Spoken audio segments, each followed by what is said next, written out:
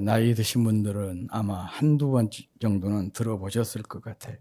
어렸을 때 부모님이 저녁에 휘파람을 불거나 또 피리를 불면 말렸어요. 휘파람 불면 뱀 나온다. 또 피리 불면 뱀 나온다. 어떤 의미에서 그런 얘기를 했는지 모르지만 그렇게 휘파람을 불지 못하도록 그렇게 이 얘기를 했는데, 성경을 읽다 보니까 정말 뱀 나오는 소리가 있더라고. 그게 오늘 본문 말씀입니다. 이 뱀을 부르는 소리가 있어요. 그 뱀을 부르는 소리가 뭐냐? 바로 불평과 원망입니다. 오늘 본문은 여호수아와 갈렙을 제외한 출애굽 1세대들이 모두 광야에서 죽고, 이제 출애굽 2세대가 주인공이 되어서 또 광야를 출발하는 그런 내용입니다. 민수기 19장까지로 해서 출애굽 1세대가 다 죽고, 이 민수기 20장에서부터 출애굽 2세대가 1세대가 실패를 했던 가데스 바네아에서 출발을 해서 모압 평지로 이동하는 과정을 보여주고 있습니다. 오늘 본문은 그 과정에서 일어난 사건입니다. 광야 생활이라고 하는 것이 먹을 것도 또 마실 물도 또 길도 불편한 것은 당연한 것이었죠. 그런데 이제 가데스 바네아에서 출발을 해가지고 이 모압 평지로 가려면 에돔이라고 하는 나라를 거쳐가면 지름길이에요. 그래서 모세가 에돔 왕에게 편지를 해서 우리가 당신의 국경지대를 거쳐서 모압 평지를 가고자 하니 그 길을 좀 허락해달라. 혹여라도 가면서 당신들에게 조금이라도 피해를 준 거 있으면 다 보상을 하겠다. 그렇게 정중하게 부탁을 했는데 에돔 왕이 거절을 했습니다. 그래서 할 수 없이 에돔 나라를 비껴서 이제 우회를 하다 보니까 그 길이 굉장히 멀게 된 것이죠. 길이 멀다 보니 이스라엘 백성들이 불평을 하게 되었습니다. 그 내용이 오늘 본문 5절 말씀입니다. 우리 같이 한번 읽어보겠습니다. 시작. 백성이 하나님과 모세를 향하여 원망하되 어찌하여 우리를 애굽에서 인도하여 내어 이 광야에서 죽게 하는가? 이곳에는 먹을 것도 없고 물도 없도다. 우리 마음이 이 자찬한 음식을 싫어하느라 하며. 그래서 이렇게 그들이 하나님과 모세를 향해서 원망을 하니까 여기저기서 맹독을 지닌 불뱀이 나와가지고 이스라엘 백성들을 물기 시작했고, 뱀에 물린 사람들이 퉁퉁 붓다가 그냥 쓰러져서 죽는 것입니다. 이 사건이 참 상징성이 커요. 우리 마음속에 불평과 원망이 많이 생기면은 우리 마음속에 불뱀이 생기게 돼요. 또 우리 가정 안에 이렇게 불평과 원망이 생기면 가정 안에도 불뱀이 생기게 됩니다. 교회도 마찬가지입니다. 그래서 주변에 보면 상처받은 심령들, 또 위기의 가정들, 또 무너지는 교회들이 많이 있지 않습니까? 왜 이 모두가 불평과 원망으로 인해서 불뱀들이 생겨나가지고 개인 심령도 가정도 또 교회 공동체도 이렇게 힘들게 만드는 것입니다. 오늘 본문은 하나의 에피소드처럼 삽입이 되어 있어요. 사실 이 사건을 제거해도 전체적인 성경의 흐름에는 아무런 문제가 없습니다. 그런데 굳이 이 사건을 여기에 저자가 삽입을 해 놓은 것 같아요. 왜 그랬을까? 한 두 가지 의미가 있는 것 같아요. 하나는 출애굽 1세대나 2세대나 별반 다른 것이 없다. 다시 말하면 사람은 잘 바뀌지 않는다. 그것을 보여주고 있는 것 같아요. 자기는 막 변했다고 그러지만 어떤 사건 계기가 딱 되면 전과 똑같아져 버려요. 그게 인간입니다. 그러니까 누가 변했다 그래도 그렇게 그냥 참작만 해야지 정말 변했는 것 같다 그러다가 상처받습니다. 제가 그 상처를 받은 사람이잖아요. 성경 공부를 시켜보니까 1대1을 시켜보니까 그리고 간증을 하니까 막 자기가 변했다고 그래요. 며칠 지나니까 똑같아져 버려요. 그래서 제가 이 성경 공부랄지 이런 거에 대해서 사실은 이 부정적입니다. 사람 잘 변하지 않는다. 동기부여는 될 수 있지만 쉽지 않다. 어떤 상황이나 환경이 바뀌면 그냥 속된 말로 도루묵이 돼버린 것이죠.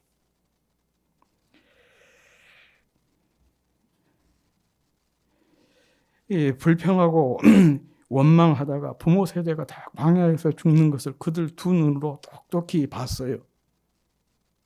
그러면서도 그 자녀 세대가 똑같이 불평하고 원망하는 모습을 우리가 성경을 통해서 보고 있습니다. 그러니 이 불평과 원망이라고 하는 것을 고치기가 얼마나 어려운지, 난치병, 불치병과 같은 것이 불평이고 원망인 것 같습니다. 불평하고 살아가는 사람은 천국에 데려다 놔도 불평한대요. 그래서 천국을 지옥으로 만들어버려요. 그런데 항상 감사로 물들어서 감사하는 사람은 지옥에 데려다 놔도 거기에서도 감사를 해요. 그러니까 지옥을 천국으로 만들어버린다. 그런 얘기가 있습니다. 환경이 바뀐다고 행복해지는 것이 아닙니다. 감사를 회복해서 감사하며 사는 것이 이 행복의 지름길인 것입니다. 그러므로 자녀 세대들에게도 소망이 보이지 않기는 매한가지입니다. 그들 힘으로는 절대로 가나안 땅에 들어갈 수 없다. 그런 결론에 이를 수밖에 없는 것이죠. 그럼에도 불구하고 그들이 가나안 땅의 새로운 주인공이 되었습니다. 그것은 전적으로 하나님의 은혜입니다. 이것이 본문의 사건이 가진 또 하나의 의도입니다. 가나안은 내 힘으로 또 내가 변화되어서 그래서 들어가는 것이 아니고 전적으로 하나님의 은혜로 들어가는 것이다. 아무튼 하나님은 그들의 불평에 즉각적으로 반응을 하셔서 어디서인지 모르지만 불뱀들을 막 모아다가 그들을 물도록 했어요. 그러니까 이스라엘 백성들이 뱀에 물린 사람들이 그냥 쓰러져 죽는 것이죠. 많은 이제 사상자가 나오게 되었고, 그러자 이들이 모세에게 달려가서 우리가 하나님과 당신을 원망한 것을 회개합니다. 우리를 위해서 기도해 주십시오. 그렇게 부탁을 했습니다. 1세대와 2세대가 다른 점이 있다면 바로 여기에 있는 것 같아요. 1세대들은 이렇게 잘못해놓고 뉘우치는 법이 없었어요. 모세에게 중보를 요청한 적이 없습니다. 그런데 2세대는 이런 잘못을 뉘우치고 모세에게 달려가서 우리를 위해서 기도해 주십시오. 그런데 이게 적은 차이 같지만 굉장히 중요한 차이입니다. 자신의 잘못을 발견하고 그것을 뉘우칠 줄 안다는 것이 중요하고, 또 중보를 한다는 것이 얼마나 중요한 일인지 모르죠. 그래서 모세가 하나님께 기도했더니 또 하나님께서 즉각 응답을 해 주셨습니다. 그것은 구리로 뱀을 만들어서 장대에 달아놓고 사람들로 하여금, 뱀에 물린 사람들로 하여금 그것을 쳐다보게 해라. 그러면 살리라 라고 말씀을 했습니다. 이 처방치고는 너무 간단하면서도 싱겁기가 그지 없습니다. 왜 장대에 구리뱀을 매달아라고 하셨을까? 왜 이런 처방을 하신 것일까? 여기에는 두 가지 중요한 교훈이 있는 것 같습니다. 그 첫 번째가 순종을 가르치기 위함입니다. 우리가 성경을 읽어보면 굉장히 부담되는 내용들이 많잖아요. 우리가 지켜야 될 법, 또 규례들이 굉장히 많지 않습니까? 다시 말하면 신앙생활을 위한 요구사항이 너무 많아요. 그렇지 않아도 세상이 살기 힘들어 죽겠는데 교회가 갔더니 막 이런 거 저런 거 지켜라. 그런 내용들이 너무 많으니까 부담스러워서 교회를 못 나가겠다. 그렇게 얘기한 사람들이 많습니다. 틀린 말이 아니에요. 실제로 보면 이 성경을 보면 우리가 지켜야 될 법, 규례들이 굉장히 많이 나오고 있죠. 특별히 모세오경이 집중적으로 그런 내용들이 나오고 있지 않습니까? 그렇지만 이 모든 것들을 딱 한 단어로 요약할 수가 있어요. 그게 뭐냐? 순종입니다. 출애굽 1세대가 광야 가나안 땅 그 문턱인 가데스 바네아에서 그 문턱을 넘지 못하고 40년 동안 광야를 배회하다가 죽게 된 원인이 뭐냐? 불순종이 그 원인이었습니다. 이스라엘 역사를 보면 이스라엘 역사에서 그 실패의 역사가 계속해서 반복이 되고 있거든요. 그 실패의 원인이 뭐냐? 그게 바로 순종이에요. 순종하지 못한 것이 문제였습니다. 지금 우리가 새벽에 사무엘상을 배우고 이스라엘의 첫 번째 왕 사울 이야기를 지금 다루고 공부를 하고 있는데 이 첫 번째 왕 사울이 실패하게 된 원인도 다른 데 있지 않습니다. 순종, 불순종이 그 원인이었습니다. 하나님께서 사무엘을 통해서 사울에게 주신 말씀에서 그것을 확인할 수가 있습니다. 그 유명한 말씀이죠. 사무엘상 15장 22절에서 23절 말씀입니다. 다 같이 한번 읽어보겠습니다. 시작. 사무엘이 이르되 여호와께서 번제와 다른 제사를 그의 목소리를 청정하는 것을 좋아하심같이 좋아하시겠나이까. 순종이 제사보다 낫고 듣는 것이 순양의 기름보다 나으니 이는 거역하는 것은 점치는 죄와 같고 완고한 것은 사신 우상에게 절하는 죄와 같음이라. 왕이 여호와의 말씀을 버렸으므로 여호와께서도 왕을 버려 왕이 되지 못하게 하셨나이다 하니 그랬어요. 자, 여기에 보면 구약 종교의 핵심이 뭐냐? 그건 바로 제사입니다. 그리고 제사의 핵심이 뭐냐? 그건 제물이에요. 그런데 이 제사보다도 제물보다도 더 중요한 게 뭐냐? 순종이라는 것입니다.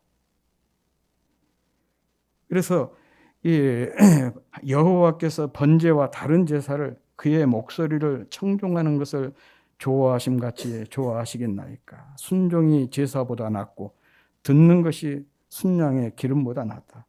순종이나 듣는 것이나 같은 의미예요. 같은 단어입니다. 그러면서 불순종은 하나님께서 가장 혐오하시는 우상 숭배와 같다. 이렇게 결론을 내리고 있습니다. 이와 같은 생각은 구약 시대나 신약 시대나 변함이 없어요. 이 시대 속에서도 하나님이 가장 기뻐하는 일은 뭐냐? 순종하는 일이고 하나님께서 가장 불쾌하게 여기시고 또 더 나아가서 혐오하시는 일이 뭐냐? 그것은 바로 불순종이라는 것입니다.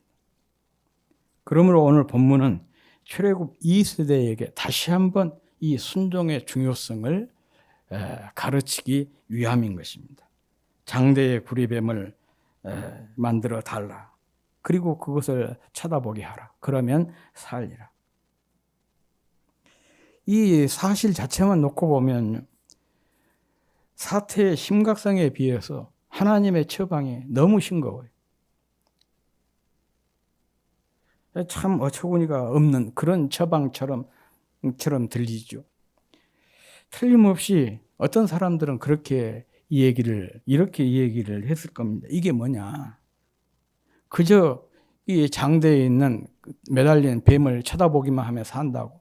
무슨 이것이 처방이냐? 그러면서 끝내 그 장대에 달린 구리뱀을 쳐다보지 않은 사람들도 있었을 것입니다. 그렇지만 내용과 상관없이 이거 하나님이 우리에게 주신 처방이니까 믿고 장대 끝에 달린 구레뱀을 바라보는 사람들은 뱀에 물린 그 덕이 빠져나가고 또 붓기와 이 고통이 사라지면서 다시 회복되는 은혜를 경험했습니다. 순종했더니 이와 같은 치유의 역사가 일어났던 것입니다. 본문은 바로 이것을 깨달으라는 그런 조치입니다. 내 경험이나 내 지식이나 혹은 또 상황에 맞지 않더라도 순종하는 것이 중요하다는 것. 이런 순종을 통해서 하나님의 능력을 경험할 수 있다는 것을 보여주고 있는 거예요. 신약에서도 비슷한 사건이 있잖아요. 누가복음 5장에 보면 이 누가복음 5장을 베드로의 소명장이라 그렇게 얘기를 하거든요. 베드로가 밤새 그 갈릴리 바다에서 그물질을 하면서 고기를 잡았지만 한 마리도 잡지 못했어요. 이 갈릴리 바다에서 나고 자란 사람이니까 그 사람인데 이렇게 밤새 그물질을 해서 고기를 한 마리도 잡지 못한 것은 그의 생애에 없었던 경험인 것 같아요. 허탈한 마음을 가지고 바닷가에 앉아서 그물을 손질하고 또 내일 그물질을 해야 되니까 그러고 있는데 한 사람이 와가지고 자기 배를 좀 빌리자는 거예요. 그리고 그 주위에 많은 사람들이 몰려오고 있었습니다. 이 배를 단상으로 삼아서 사람들에게 설교를 한 거예요. 그리고는 그분이 베드로에게 명령을 해요. 깊은 데로 가서 그물을 던지라. 이미 그물을 다 씻어놓고 놨었고 밤새 그곳에서 그물질을 했지만은 고기 한 마리 잡지 못했어요. 그리고 그 갈릴리 바닷속에 대해서는 베드로만큼 잘하는 사람이 없죠. 거기에서 나고 자랐기 때문에. 그런데 베드로가 거기서 유명한 말을 합니다. 내가 저녁 내 수고해서 한 마리도 잡지 못했지만은 말씀에 의지해서 내가 그물을 던지겠다. 그리고 그물을 내렸더니 고기가 엄청나게 잡혔어요. 자기 배로 감당할 수가 없으니까 옆에 있는 배까지 동원을 해서 2배 가득히 고기를 잡았다. 그런 내용이 누가복음 5장에 나오고 있습니다. 바로 이 사건을 통해서 주님께서 이 베드로에게 중요한 교훈을 주셨는데 그거죠. 순종이죠. 순종의 중요성을 강조한 거예요. 분명히 주님보다는 베드로가 갈릴리 바다에 대해서는 더 잘 알을 것 아니에요? 예수님은 나사렛 출신이고 베드로는 갈릴리 호수 주변에서 태어난 사람이에요. 가버나움 출신이에요. 어려서부터 그는 바다와 가까이 살면서 그게 생업이었어요. 또 저녁 내 그물질을 했지만 한 마리도 잡지 못했어요. 또 그물까지 다 손질을 했어요. 그런 상황이었지만 주님께서 명령하니까 그 말씀에 순종해서 그물을 던졌더니 많은 고기가 잡히게 되었다. 그게 이제 계기가 되어서 베드로가 주님을 제자로 따라 나서게 되었다. 누가복음 저자는 그렇게 우리에게 증거를 하고 있습니다. 바로 그것입니다.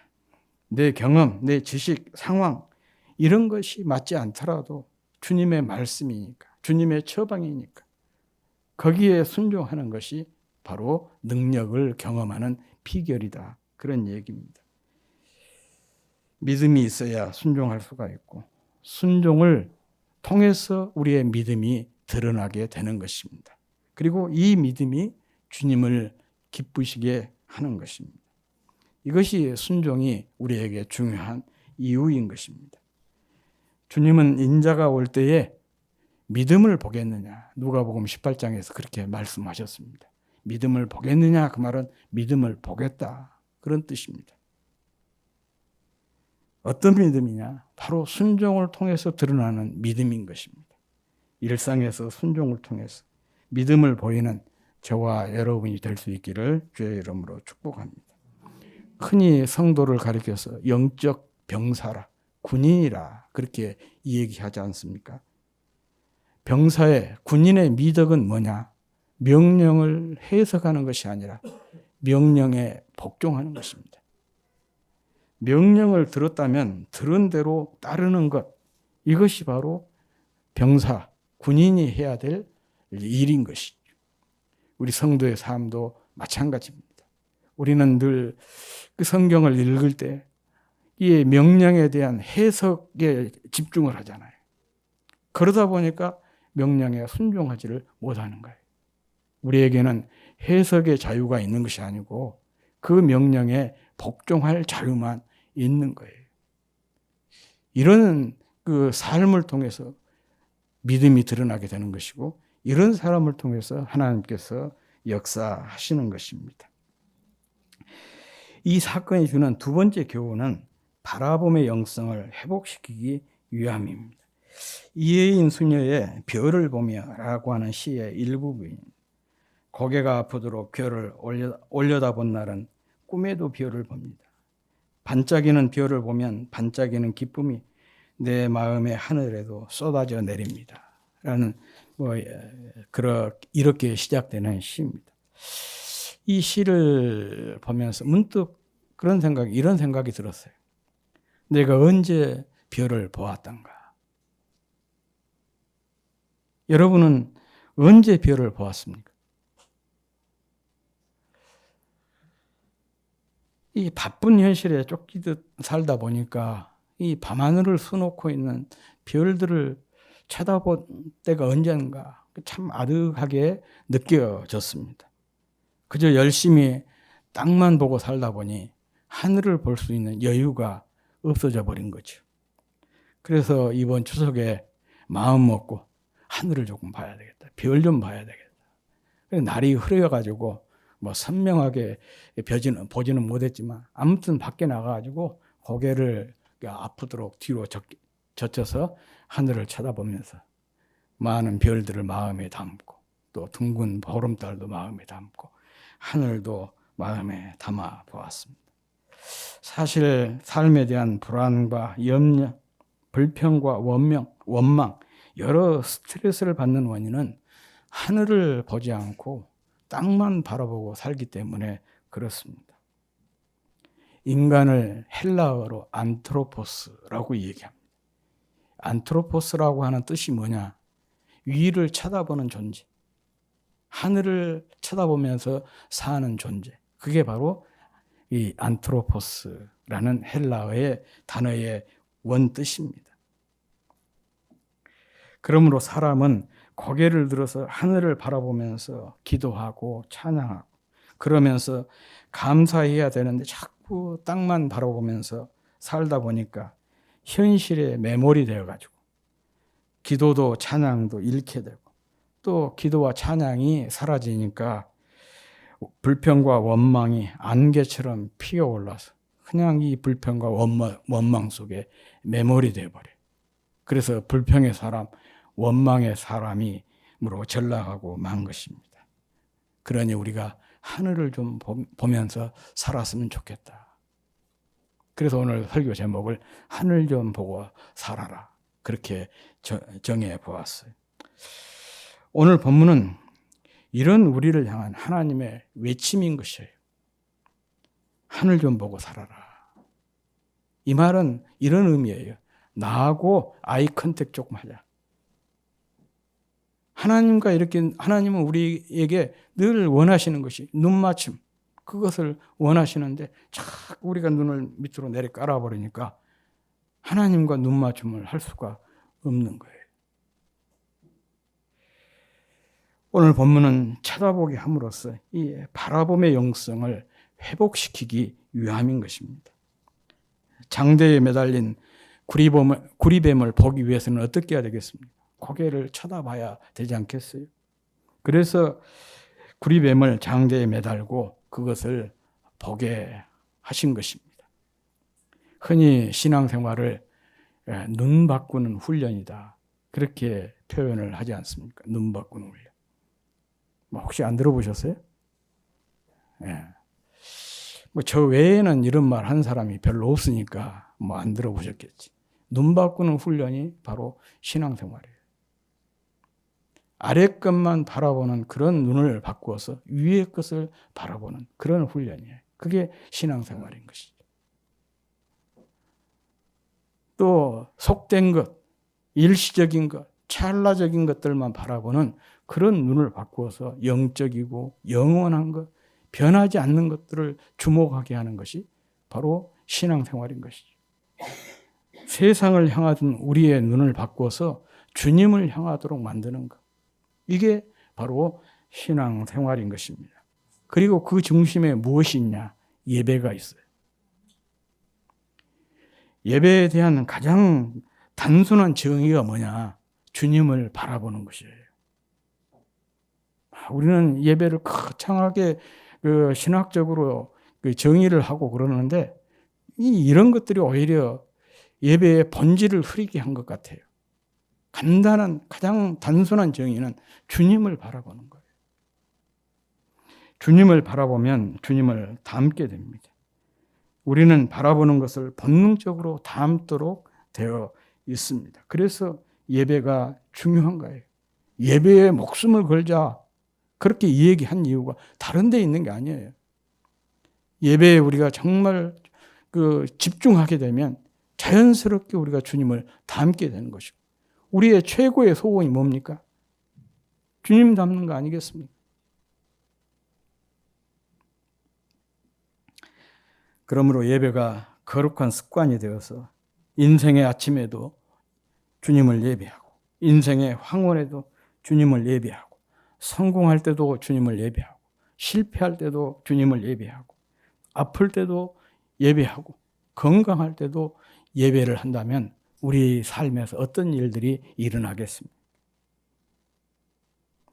예배할 때마다 변화가 되고 예배할 때마다 성숙해지고 또 예배할 때마다 거룩해지고 그래서 주님을 닮게 될 것입니다.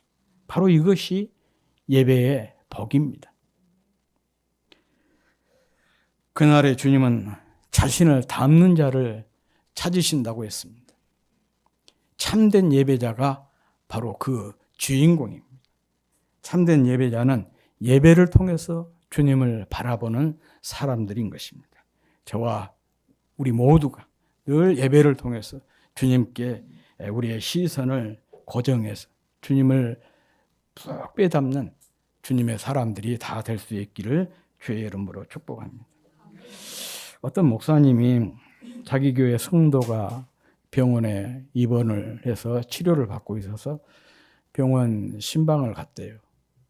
신방을 가서 그 자리에 딱 앉더니 이 사람에게 이제 대부분 목사님들 가면 말 몇 마디 하고 그냥 기도하고 나오잖아요. 그런데 이 목사님은 이 환자인 성도에게 이런 질문을 했어요. 내가 오늘 당신에게 이 기도를 해주고 나면 당신은 내일 어디에 있을 것 같습니까? 그 질문을 했어요. 그랬더니 환자가 이렇게 대답을 했대요. 뭐 내일도 이대로 병상에 누워 있겠죠. 그렇게 대답을 했어요. 그랬더니 목사님 아무 말도 안 하고 가방 챙겨가지고 들고 바로 나가려고 한 거예요. 한마디로 말하면 자기 기도에 대해서 또 하나님의 능력에 대해서 아무런 기대도 없는 사람. 또 이렇게 목사님이 기도를 해주시면 하나님께서 역사해서 나를 고쳐주실 것이다. 치료해 주실 것이다. 그런 기대가 또 없는 사람에게 기도할 필요가 뭐가 있냐. 그런 것을 몸으로 보여준 것이죠. 그러면서 목사님이 그 말을 딱 듣고는 아무 말도 하지 않고 가방 들고 나가려고 딱 일어섰어요. 그랬더니 이 환자인 성도가 목사님을 딱 붙잡고 목사님 죄송합니다. 저를 위해서 기도해 주십시오. 그러면서 자기 부인에게 이렇게 얘기한 거예요. 나는 목사님께서 기도해 주시면 내 병이 나을 것을 나는 믿는다. 성령께서 내게 그런 응답을 주셨다. 그러니 그 사장님에게 전화해서 내일 출근한다고 얘기 조금 해주라. 전화 조금 해주라. 그렇게 얘기를 한 거예요. 그러니까 또 이 부인도 굉장히 믿음이 좋죠. 당장에 그 회사 사장님에게 전화해가지고 저희 남편 내일 회사에 출근합니다. 그렇게 전화를 했어요. 그러니까 이제 그때야 목사님이 이 사람을 위해서 간절히 기도하게 되었고 또 기도를 받는 사람도 어떻게 했겠습니까? 정말 믿음을 가지고 절실한 마음으로 기도를 받게 돼. 기적이 일어나게 된 것입니다. 저는 이 이야기를 듣고 굉장히 반성을 많이 했습니다. 늘 우리가 하는 기도, 그냥 입에 너무 붙어 있다 보니까 우리가 이 기도를 그냥 형식적인 종교 행위 정도로 생각을 한 것이. 기도를 하는 사람도 그렇고 기도를 받는 사람도 마찬가지. 병원 가면 의뢰껏 기도하고, 목사님이니까 의뢰껏 기도하겠지. 그런 식으로 생각. 물론 저도 그런 반성을 안 하는 건 아니에요. 가끔 가다가 그런 생각을 해요. 누군가를 위해서 기도하다가 내가 뭔 짓을 하고 있지. 그런 생각이 들 때가 있어요. 왜냐 그러면 기도하는데 상대방에게 그냥 벽에다가 대고 내가 하는 것 같은 그런 기분이 들어요. 이런 기도해갖고 무슨 소용이 있냐. 그런 생각이 들 때가 가끔씩 자주 하는 건 아니고 가끔 그런 기도를 한 적이 있어요. 드는 생각이 들 때가 있어요. 이 얘기를 읽으면서 제가 크게 반성을 했습니다. 내가 정말 이 능력의 도구인, 능력의 방편인 이 하나님께서 주신 기도라고 하는 특권을 너무 종교적인 의식으로 형식화 시켜버렸구나. 그 점에 대해서 제가 깊이 반성을 했습니다. 기도라고 하는 것은요, 형식적인 종교 행위가 아닙니다. 주님과의 뜨거운 만남과 수많은 역동적인 사건을 만들어내는 강력한 영적인 도구입니다. 이것을 가능하게 해주는 것이 뭐냐? 순종을 통해 드러나는 믿음이고, 이 믿음으로 주님을 바라보는 것이죠. 그런 심정을 가지고 우리가 기도할 때 그 기도 자체가 능력이 되는 것이고, 또 그 기도의 능력을 우리가 삶을 통해서 경험하게 되는 거예요. 여러분 찬송할 때마다 그런 생각 안 들어요? 예수 믿는 것은 받은 증거 많다. 우리가 늘 그런 찬송 드리잖아요. 그런데 성경 찬송 가사에서는 그렇게 얘기를 하고, 우리 믿음의 선배들은 예수 믿는 것은 받은 증거 많다. 그렇게 고백하고 있는데 그런 일들이 실제적으로 내 삶에서 일어나고 있냐는 거예요. 내 삶에서 그런 경험들이 없다면 그것은 내 얘기가 아니고 다른 사람 얘기예요. 다른 사람 얘기는 나와는 아무 상관이 없는 것입니다. 적어도 우리가 찬송을 들을 때 찬송을 지으신 그분은 그냥 하는 것이 아니고 자기가 실제적으로 삶을 통해서 그렇게 경험한 분 아니겠습니까? 우리가 기도할 그 찬양을 들을 때 그런 걸 사모해야 돼요. 예수 믿는 것은 받은 증거 많다고 했는데 이 찬송가 저자처럼 저에게도 이런 예수 믿은 증거, 받은 증거들이 많게 해주십시오. 이런 증거가 있는 삶을 살게 해주십시오. 그래서 이 증거를 누군가에게 이렇게 얘기하면서 살게 해주십시오.